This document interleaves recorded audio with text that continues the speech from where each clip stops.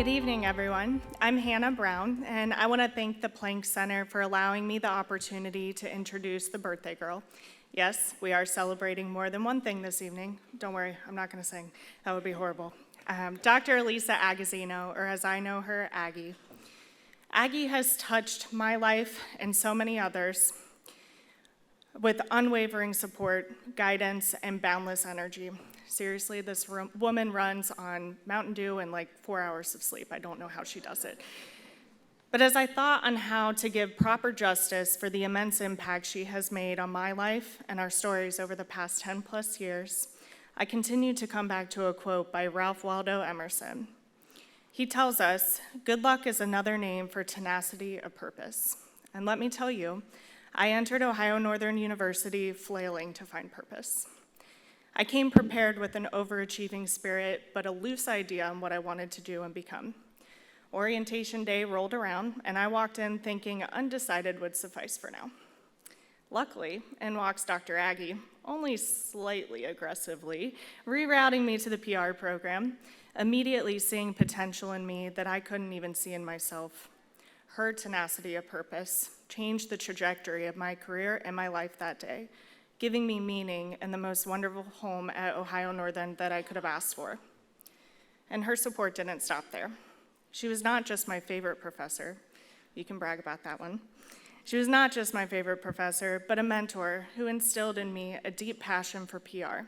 When I wasn't in the classroom, I was sitting on her infamous couch as her research assistant, brainstorming nerdy research papers to submit for awards and conferences, serving as a dynamic duo to revive PRSSA into the powerhouse it is today, and guiding me to accomplish more than I ever expected in my four short years on campus.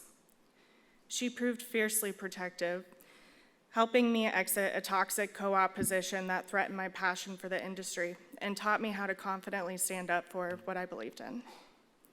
She was and is one of my biggest supporters, sharing very chaotic, hours-long phone calls to catch up on life, continuing to nerd out over PR as I've rejoined forces at Ohio Northern to serve as their PRSSA chapter professional advisor, traveling to Ireland together on a whim to make a work trip just a little more adventurous. This woman is a force of nature wearing so many hats: educator, mentor, scholar, leader, mom, wife, daughter, and friend, and excelling in every role she has taken on. In a world where true mentors and friends are rare, Dr. Alisa Agozzino is a beacon of light. She has a unique ability to lift others up, to inspire, and to make those around her believe in themselves. It was luck that brought me to Ohio Northern and the home I found there. It was luck the program I entered at the last minute built me into the person I am today. But it was Aggie's compassion for her students, her love for PR, and her unwavering support that shaped me and guided me to find my true purpose, my passion, and my success. Thank you, Aggie, and wishing you the happiest of birthdays today, friend.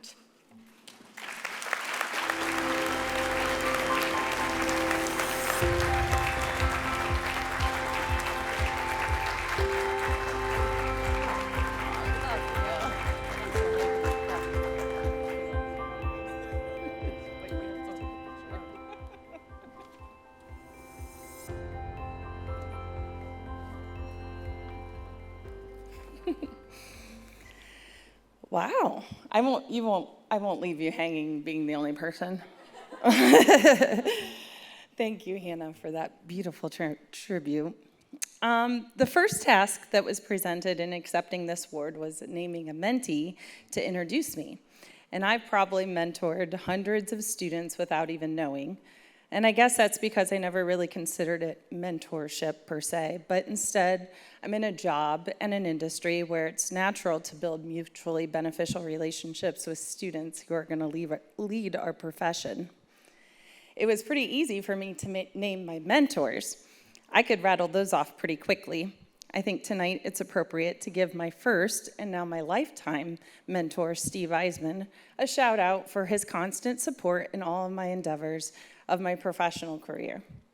But mentee, how do you ask that? When I contacted Hannah, it was kind of funny because I sent her an obscure text that read, "Quick, no thinking. If you could name your top 3 mentors, who would you list?" She responded quickly with, "This is an eggy-loaded question." And she was right, because I thought, if she responds 3 other people, I'll just make up that I'm surveying people and trying to figure out.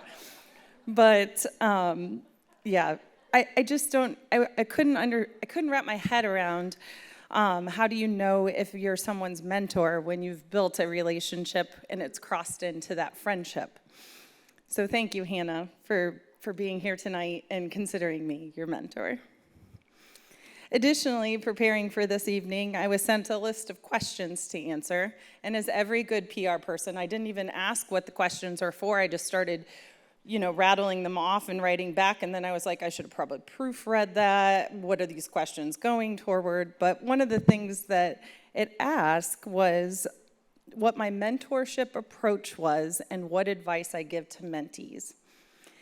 And my response was something to the effect that I make sure that I allow time to check in on folks.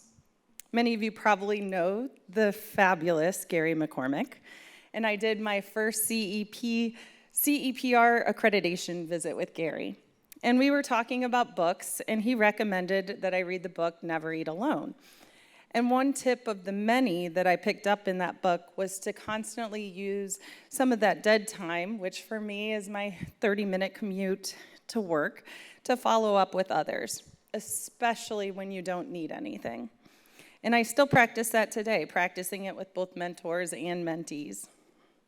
And I would hope that my mentorship style and my advice would garner Betsy's praise. It sounds like this was her approach as well.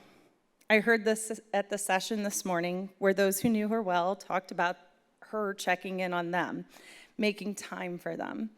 And I'm sure she had more than that, just one individual, but Betsy's focus on others and the belief that they had her undivided attention made that relationship bloom and be forever treasured. I'd like to wrap up with my most important person in my life. And I told myself I would not internalize this, so I would not sit up here and bawl like a baby. But while I wouldn't call him a mentor, but instead my partner in crime and my biggest supporter in every aspect of life would be my husband, Jeremy, who is here tonight. And I'm certainly grateful. I'm certain he's grateful that this does fall on my birthday, so he only had to buy me one gift.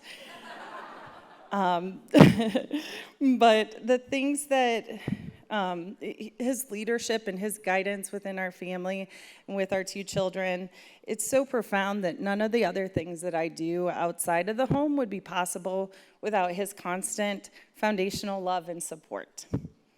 Everyone can grow and be their best when they have that rock, and it makes them a better person. So thank you, Jeremy, for making me a better human.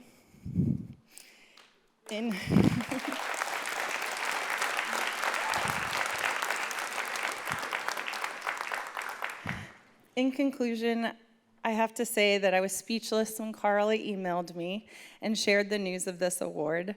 I'm pretty sure I wrote her back and said, "Me, are you sure you meant to send me this email?"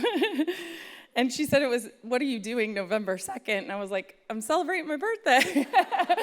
She's like, "Would you like to come celebrate it in Chicago?" Sure.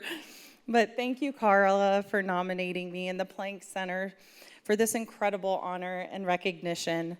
I will always work to continue building lasting relationships with students, professional colleagues, and PR professionals, not because it's expected, but it's because it's what we do.